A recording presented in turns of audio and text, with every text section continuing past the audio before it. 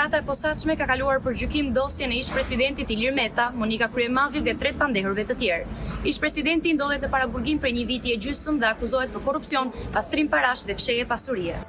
Hetimet ndaj Ilir Metës ka nisur që në vitin 2019 nga SPAK dhe provat janë bashkuar në një dosje të vetme në vitin 2024. Meta, i cili ndodhet në paraburgim që prej 21 tetorit 2024, akuzohet për korrupsion pasiv në 3 raste, 2 prej tyre në bashkëpunim, ndërsa ish-kryetaria e LSI-s Monika Kryemadhi për korrupsion pasiv në 2 raste. Ata përballen me një sër akuzash të rënda që lidhen me lobimin e LSI-s në SBA, aferës CEZ Dia, që ka të bëjë me një marrëveshje mes kompanisë çeke CEZ, e cila bleu në vitin 2009 kompaninë shqiptare të shpërndarjes së energjisë dhe shoqërisë Dia për mbledhjen e borxheve. Në këtë proces, si të bashkëpandehur përfshihen edhe nëna e Monika Kryemadhit, Fatime Kryemadhi, ish-kreu i Akepit Piro Xhixho, si dhe Ema Çoku, një financuese e LSI-s.